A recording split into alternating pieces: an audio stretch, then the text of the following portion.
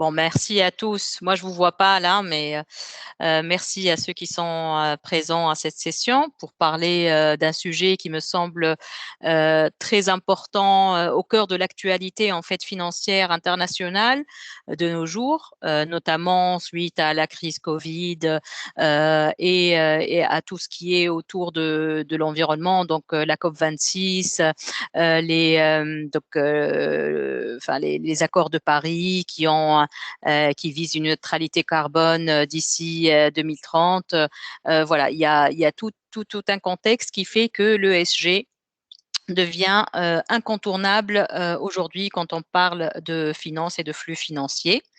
J'en parle aussi parce que justement, comme c'est les journées financières tunisiennes, parce que j'y vois beaucoup d'applications possibles pour la Tunisie, enfin des opportunités plutôt pour des startups fintech par exemple, et aussi pour le volet, je l'avoue, sensibilisation pour aussi bien les entreprises publiques ou même le tissu industriel de manière générale tunisien et, euh, et aussi pour les instances publiques pour dire que que l'argent aujourd'hui est aussi drivé, que le financement est drivé par ces critères non financiers, extra-financiers, qui sont les critères ESG. Donc, tout d'abord, bien sûr, on va commencer par définir ce qu'on veut dire par ESG. D'abord, bon, on sait que le E, c'est pour environnement, le S, c'est social, le G, c'est gouvernance. Donc, ce sont les critères qui vont permettre de mesurer l'impact, par exemple, carbone sous le volet environnement d'une entreprise, c'est sa politique d'utilisation, de conservation de l'eau, de l'énergie, son empreinte carbone, etc. Sur le volet social, ce sont les critères ou les mesures qui donnent la valeur que donne l'entreprise à l'inclusion, à la diversité au sein de ses effectifs, à l'égalité homme-femme, aux droits, aux droits, par exemple, qui concernent la sécurité et la santé de ses employés. Et le volet G, le volet gouvernance, il mesure tout ce qui est plutôt les éthiques, la lutte contre la corruption, la relation entre le management et le board, le conseil d'administration, la démocratie au sein du conseil d'administration. Bref, comme vous pouvez déjà l'apercevoir, je pense, dès la première slide, on met beaucoup de choses sous l'ombrelle ou sous le volet ESG. Et jusqu'à aujourd'hui, il n'y a pas vraiment une définition qui est adoptée par tout le monde voilà, sur ces sujets-là, sur ces critères-là. Je mets une citation que j'aime bien de KPMG. Enfin, pour résumer un peu, l'ESG, c'est plus on fait bien l'ESG, plus on fait du bien à la planète. Donc, c'est aussi une des raisons pour laquelle j'ai choisi de vous parler de ce sujet aujourd'hui. Excuse-moi, Samar, je vois pas les Oui. slides. Je sais pas si tout le monde voit les slides. Ah, voilà, je vois maintenant. Ah, Ouais, parce que tout à l'heure, je sais pas si c'est pour le cas pour tout le monde, mais en tout cas, les slides ont disparu. ah d'accord. Là, c'est bon. Bon, c'est bon, oui. Donc là, j'expliquais un peu le SG, donc c'est c'est ce que je viens de dire. Et là, j'ai remis aussi tous les, enfin, toutes les raisons pour lesquelles l'ESG est devenu un peu mainstream aujourd'hui dans le monde financier. Donc, on a évoqué tout à l'heure la crise du Covid, on a évoqué la COP26, on a évoqué la neutralité carbone, l'accord de Paris. Mais même avant tout ça, on voit bien que les institutions financières, par exemple, le pourcentage d'institutions financières appliquant des critères ESG sur au moins un quart de leurs fonds ou un quart de leur portefeuille a évolué de 48% en 2017 à 75% en 2019. Donc déjà, avant le Covid, il y avait cette tendance d'aller vers ce qu'on appelle la finance durable. Enfin voilà, on lui donne aussi d'autres noms. Et aussi, on voit qu'entre 1975 et 2015, la valeur de l'entreprise a évolué de manière significative. Donc, en 1975, elle était basée sur des valeurs, des actifs tangibles. En 2015, déjà, elle était principalement basée sur des actifs intangibles. Donc, on peut dire des données non financières, en tous les cas non extraites directement des bilans financiers des entreprises. Tout ça fait que les projections selon Bloomberg des actifs ESG à horizon de 2025 vont constituer 53 000 milliards de dollars, soit le tiers des actifs sous gestion dans le monde. Donc voilà, je pense, on ne peut pas parler du coup aujourd'hui de finances sans évoquer la thématique ESG. Aussi, je surligne ici qu'il y a plus de 2000 études qui ont été faites et qui montrent que finalement, il y a une corrélation positive entre performance ESG et performance globale, en fait, performance des fonds. Et donc, voilà, à 63% en tous les cas, il y a une corrélation positive, ce qui montre que ESG et performance ne sont pas antinomiques, bien au contraire. Ça devient presque un driver, un accélérateur aussi de performance. Donc, pour parler ESG et données, on doit tout d'abord peut-être faire un tour d'horizon des acteurs de l'ESG. Donc, on a bien sûr les entreprises qui, elles, vont publier leurs données ESG, déjà prendre en compte les critères ESG dans leur gestion quotidienne de leur entreprise et puis faire des reportings réguliers de ces critères. Ensuite, il y a bien sûr les investisseurs avec on buy side, sell side, qui vont déterminer finalement le flux de capitaux consacré à l'ESG. Il y a les fournisseurs de données, on va y revenir avec plus de détails dans quelques secondes.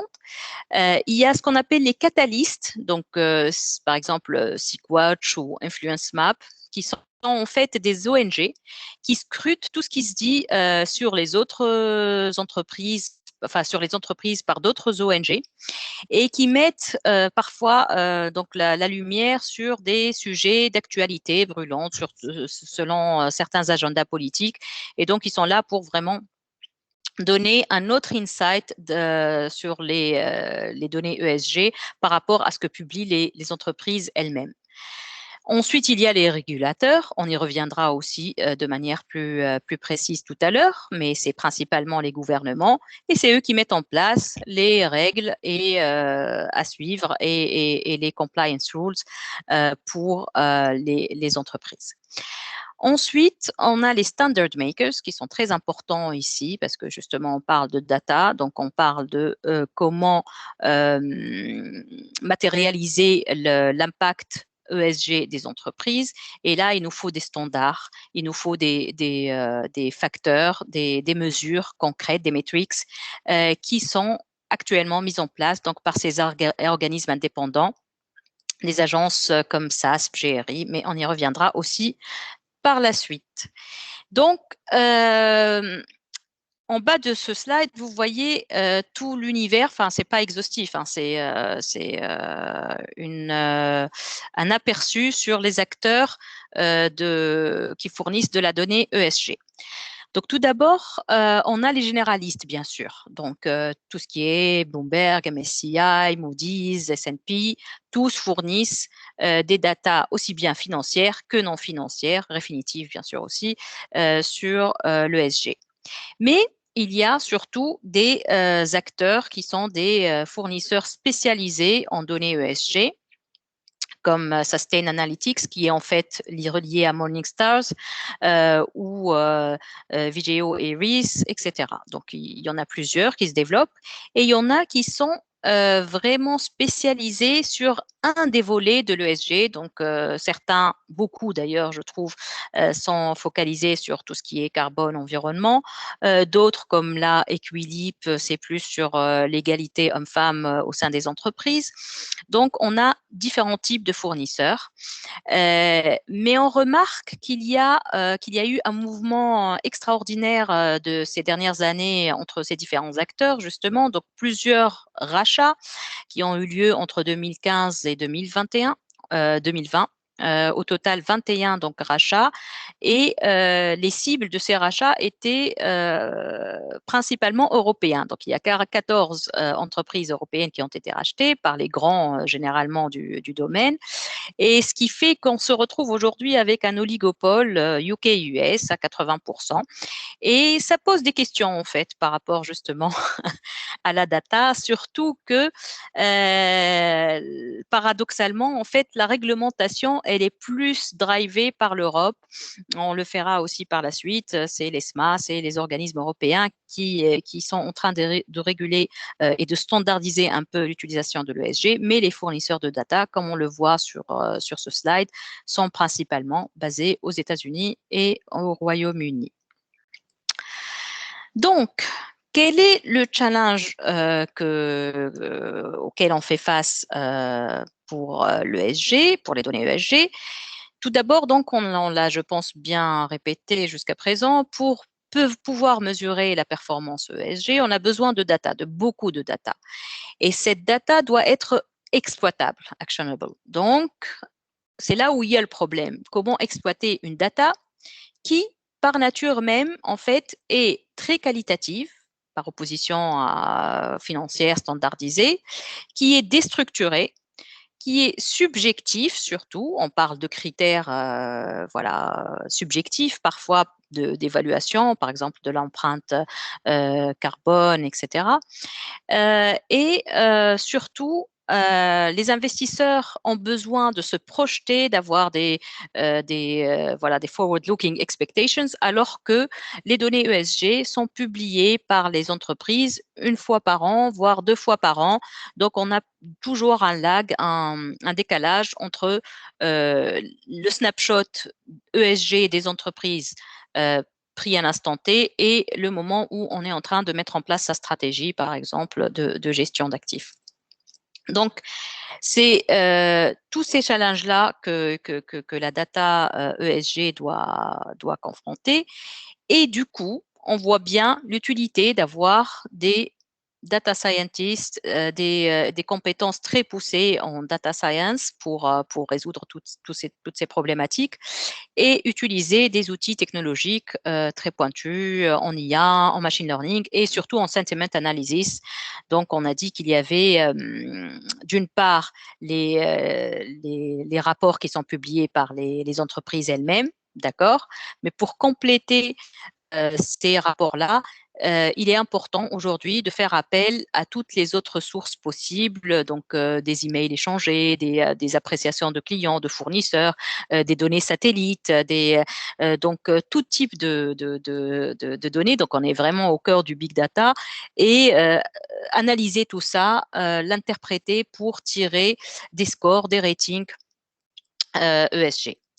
Mais dans tout ce process, la transparence reste de rigueur, parce que justement l'investisseur, s'il va investir dans des entreprises censées être labellisées ESG, il doit avoir confiance dans la source de données et dans les méthodologies adoptées pour arriver à ces ratings. Et donc, voilà, la transparence est de mise dans ce domaine. En plus donc de ces challenges sur la data, il y a des challenges réglementaires, donc relatifs justement à la réglementation imposée aux entreprises pour publier leurs données ESG. Donc, bon, d'une part, donc, en fait, les entreprises ayant conscience aussi, enfin, de ces enjeux, ayant parmi ces salariés de plus en plus de millennials qui sont vraiment sensibles à la problématique ESG, ont tendance de toute façon et de toute manière à s'orienter vers des pratiques de plus en plus durables, de plus en plus ESG. Donc, elles le font presque par nécessité, j'ai envie de dire. Mais quand on leur confie justement cette auto-évaluation ESG, qu'est-ce qui nous garantit l'objectivité de la donnée, de cette auto-évaluation? Et même si l'entreprise fait preuve de beaucoup de bonne foi et de motivation, il est parfois très difficile d'interpréter l'impact ESG de certaines activités. Du coup, la réglementation est là pour donner les règles de reporting quant aux critères ESG voulus par chaque pays. Donc, les pionniers donc, étaient les Européens avec le SFDR, Sustainable Finance Disclosure Regulation, qui est entré en vigueur en mars de cette année. Et les mots-clés ou les concepts clés utilisés dans ce reporting, c'est la mesure de risque de durabilité, ce qu'ils appellent le PAI, Principal Adverse Impact, c'est-à-dire les effets négatifs de la durabilité sur la performance de l'entreprise, et la manière, le SG approach, pour éviter, donc détailler en fait la manière avec laquelle ces entreprises appliquent le SG en interne pour s'éloigner du greenwashing, parce que voilà, il ne faut pas que ce soit juste des déclarations d'intention, de bonnes intentions, mais qu'il y ait du concret derrière, qui soit mesurable justement. Et donc, ces rapports sont là pour mettre les bases du reporting qui doit être fait par les entreprises. Mais l'Europe donc n'est pas seule dans cette démarche. Et d'ailleurs, pour que l'ESG soit significatif et que on puisse justement comparer l'empreinte ESG ou entre deux entreprises dans deux pays différents, il est important que l'approche soit mondiale. Donc, et actuellement, donc tous les pays s'y mettent. Au Royaume-Uni, il y a une stratégie Green Finance, donc de la finance verte, qui impose d'ici 2025 à toutes les sociétés d'avoir une task force green compliance dédiée, en fait, donc ESG. La Suisse, elle, vraiment vise à être le leader dans le domaine, le leader de la finance durable en Europe, du moins. La SEC aux États-Unis, drivé par les investisseurs, a créé aussi vient de créer une ESG Task Force. En Chine, il y a une approche top-down qui impose voilà, des règles sur la croissance verte. Bref, dans toutes les régions, il y a des initiatives qui se multiplient. Le problème avec tout ça, donc d'une part, c'est bien parce qu'on a dit qu'il fallait une approche globale, mondiale, pour que les données ESG soient significatives. Mais d'un autre côté, la multiplication des standards, des reporting font que la donnée est loin d'être harmonisée. Et du coup, il est possible pour les entreprises, par exemple, de faire du cherry pick, d'aller choisir certains critères dans telle réglementation, certains autres qui mettent en relief ses points forts au lieu de ses points faibles. Donc, ici, tous les acteurs s'accordent à dire qu'il y a une nécessité d'harmoniser toutes ces réglementations, toutes ces règles de reporting pour avoir voire deux, trois maximum types de rapports mondiaux en fait qui donnent les critères ESG par entreprise. Au-delà, donc là, on a parlé vraiment de la réglementation qui concerne les entreprises, mais tous les providers qu'on a vus tout à l'heure, cette nébuleuse, jusqu'à présent, elle n'est pas vraiment régulée. Donc, en fait, la transparence qu'on recherche sur les sources de données et les méthodologies utilisées ne sont pas claires, ne sont pas là. Et c'est pour ça que cette année, en janvier, l'ESMA a suggéré de devenir, en tous les cas, l'organisme un peu de supervision de tous ces fournisseurs de données. C'est un peu, je pense, elle s'est inspirée donc de ce qu'elle fait par rapport aux agences de notation, les CRA. Donc, il faut s'enregistrer auprès de l'ESMA pour être un fournisseur de rating ESG.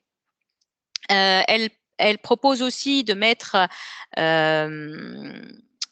une définition légale commune à tous ces fournisseurs de données, mais qui soit assez large pour capturer tout le spectre possible d'outils d'évaluation. Elle propose aussi d'être du coup le garant d'avoir des données à jour, up-to-date, fiables, transparentes et l'utilisation de méthodologies robustes. Bref, et aussi elle propose de prendre en compte tout ce qui est ESG rating, même en dehors de l'Europe. Encore une fois, en s'inspirant de ce qu'elle fait pour les agences de crédit. Et cette proposition de l'ESMA vient aussi, je pense, du constat donné par une étude de la MIT, que sur les données rating ESG, on a une corrélation de 0,4 uniquement. À titre indicatif, je crois que les données financières, ils sont entre 0,9 et 1. Enfin, il y a une disparité très importante entre les différents fournisseurs en termes de ESG scores ou ESG ratings, donc entre MSCI, Bloomberg, etc.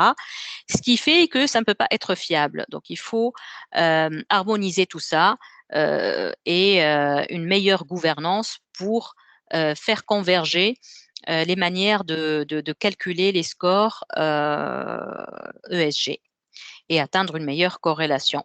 D'ailleurs, je reviens à ce slide par rapport, justement, on disait qu'il fallait avoir des compétences en data science, en IA, etc., pour l'analyse de la donnée ESG et pour uniformiser, harmoniser et avoir des standards aussi d'interprétation par rapport à ces données-là. Et en parlant de standards, justement, si vous vous rappelez dans ce slide, les standard makers, donc on a dit qu'on allait y revenir, les SAS, BGRI, TCFD, ils proposent justement des cartographies des critères ESG.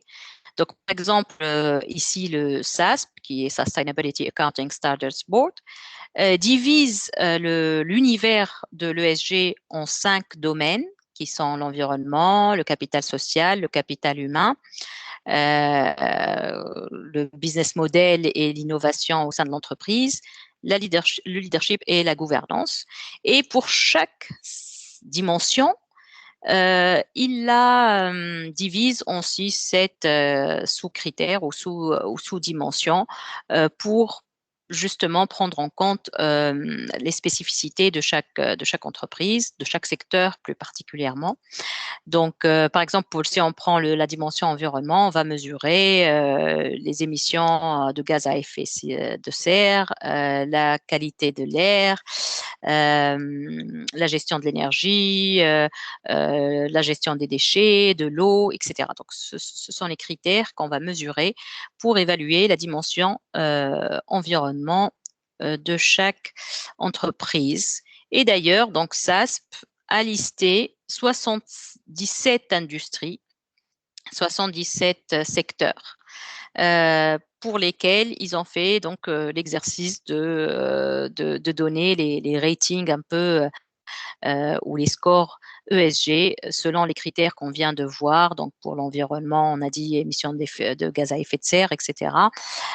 Et donc par secteur, là, on remarque je ne sais pas si vous voyez bien mon écran ou pas, mais pour les industries extractives, voilà, on voit que les enjeux sont surtout environnementaux, sans surprise en fait. On voit bien. Voilà. Et pour tout ce qui est agroalimentaire, bon bah c'est plus apparemment l'aspect social qui est un enjeu ESG. Donc voilà, j'ai essayé d'être vraiment synthétique, rapide, mais vous donner un avant-goût parce que je pense que pour les personnes qui s'intéressent vraiment à l'ESG, c'est un domaine tellement vaste qu'il faudrait peut-être des jours et des jours de, de formation et de débat. Mais voilà, j'ai voulu vous donner un avant-goût et puis ouvrir le débat pour en discuter si c'est un sujet qui vous intéresse. Donc, merci.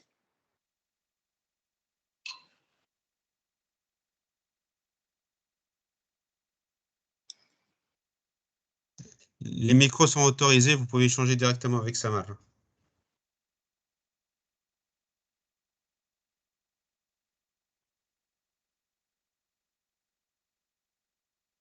Hop.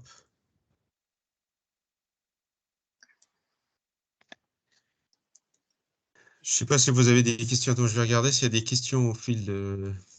Oui. Il n'y a pas grand-chose. Moi, j'ai une question, je dirais Samar, peut-être un peu, je dirais, un peu bête. Ce domaine-là, je dirais en termes un peu aujourd'hui de maturité. Mhm. Parce qu'aujourd'hui, bon, on parle un peu toujours du RSE, etc., au niveau des entreprises.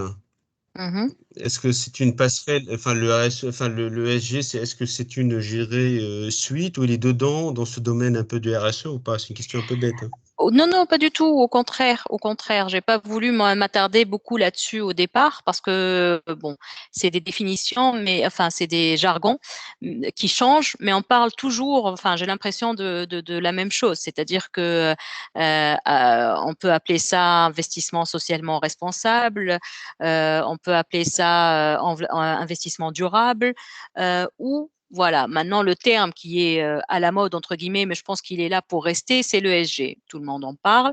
Et c'est comme on a pu le voir, ça précise beaucoup mieux de quoi on parle. Donc il y a le E dans environnement, mais voilà, il y a d'autres critères qui peut-être ne sont pas couverts par les autres terminologies qui sont explicités dans l'ESG. Mais c'est de la continuité, effectivement. Ce qu'on appelait avant socialement responsable ou ISR, etc., c'est aujourd'hui l'ESG. Et c'est une problématique qui est surtout importante pour les asset managers en premier, je pense, et les assureurs.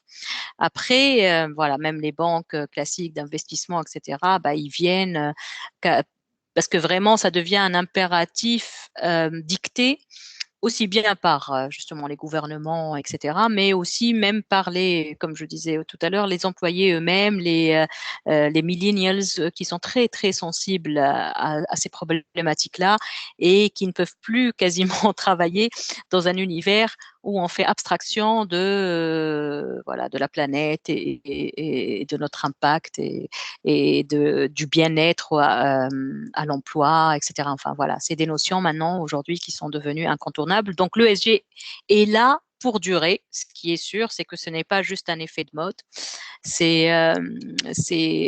Voilà, comme on l'avait aussi au début, ça va exploser encore plus. Ça a déjà Et explosé cette année, mais ça va encore continuer sur la même Samar, une lancée. question, je dirais, par rapport au type de métier dans le SG. Je Mhm. dirais l'employabilité, je dirais s'il y a des gens qui veulent se lancer dans ce domaine, comment un peu, par quel chemin ils peuvent y aller. Bah, bon, quand on est gérant de fonds, voilà, c'est une problématique qui va nous travailler, enfin, fonds d'actifs, actifs surtout, mais même passifs. Euh, c'est euh, c'est une problématique incontournable.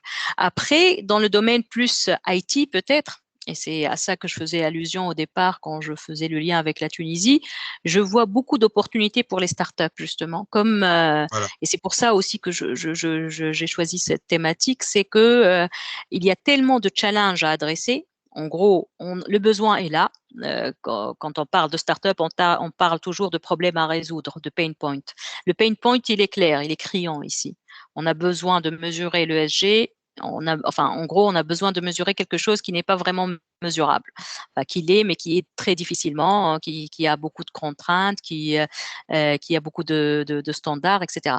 Donc, il y a énormément de choses à faire aussi bien dans l'analyse donc de la donnée que dans sa collecte et voilà dans son stockage, voilà, il y a tout un chapitre qui s'ouvre, je trouve, pour les data analystes et D'accord, ça notamment. veut dire les intervenants au niveau du data, quoi, de la data d'une façon Oui, générale, quoi. oui, D'accord, oui, oui, oui. d'accord. Donc, bon, voilà, ça rejoint un peu tout ce qui était dit sur le fait, même si le marché tunisien, en termes un peu peut-être de réglementation, je dirais de choix, etc., de développement, je dirais peut-être un peu nos entreprises, ils ne sont pas aujourd'hui à ce niveau-là. Mm. Les startups tunisiennes peuvent à la limite profiter et gérer et s'associer en créant des startups et qui peuvent à la limite chercher des marchés en Europe et ailleurs. Tout à fait, tout à fait. Et on a déjà D'accord. quelques champions nationaux. Je pense à Datavora, à Webradar, enfin qui analysent Ah, d'accord. la data, mais pas du tout financière. Hein. C'est pas du tout financière. Mais voilà. Donc l'analyse de la data, c'est quelque chose qui est en train de se développer en Tunisie. Donc il faudrait rajouter la couche financière justement pour adresser ces marchés. Et par D'accord. contre, dans les métiers de la finance, enfin, le risk manager aussi, aujourd'hui, il doit absolument prendre en compte les risques ESG dans son calcul de VAR, de stress test, tout ça. Enfin, voilà, donc ça impacte finalement tous les métiers quasiment. Mais là où D'accord. voilà, il y a vraiment quelque Ça chose à tire, ça prendre tire un peut-être pour la peu, je dirais, Tunisie. ouais, ça tire à gérer une multitude un peu un ensemble de métiers, je dirais, Mm. euh, dans la finance, quoi. Il n'y a pas que. Oui, le reporting, enfin vraiment, D'accord. ça touche à tout. Donc voilà, il y a une opportunité à prendre. Et puis c'est aussi Il y pour a la une- sensibilisation en fait. Je voulais en parler parce que comme je l'ai dit au début et comme tu viens de le mentionner, Semi, il n'y a pas une prise de conscience assez significative de la part, je trouve, en tous les cas des régulateurs tunisiens et des institutions financières, etc., de l'importance de l'ESG et que pour avoir de l'argent demain, bah, si on n'est pas conforme à certaines règles ESG, ben, on peut dire adieu à ce financement. Donc voilà, c'est quelque chose avec Oui, laquelle bah, on doit commencer. c'est comme partout, je dirais. Et bon, je pense qu'il y a pas mal, je dirais, de sessions dans ces 2 journées qui sont un peu une introduction d'ailleurs, je dirais, sur pas mal de sujets. Mm, Il faut un peu les poursuivre, les travailler, les développer et mm. maintenir un peu une pression un peu positive un peu sur tous ces acteurs-là en Tunisie pour qu'ils puissent un peu pour les pousser à changer, Oui, à prendre conscience et changer et faire bouger les choses. Et au moins, tout à fait. j'irai laisser un peu ces startups un peu se développer et j'irai travailler dans ces domaines, rattraper le train de la technologie, s'associer et trouver des marchés en nearshore, en offshore, je sais pas, Tout en à fait. TMA, j'en sais rien,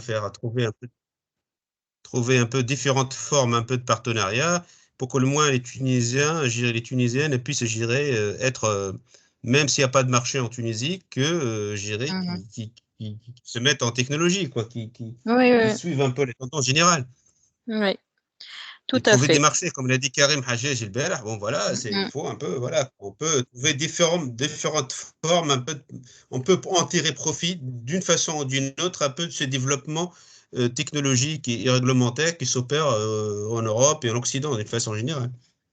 tout à fait. La fintech, regtech, aujourd'hui, voilà, c'est un des domaines où il y a beaucoup à faire encore et où la concurrence est certes là, mais il est possible de prendre des parts de marché assez facilement, entre guillemets, j'ai envie de dire.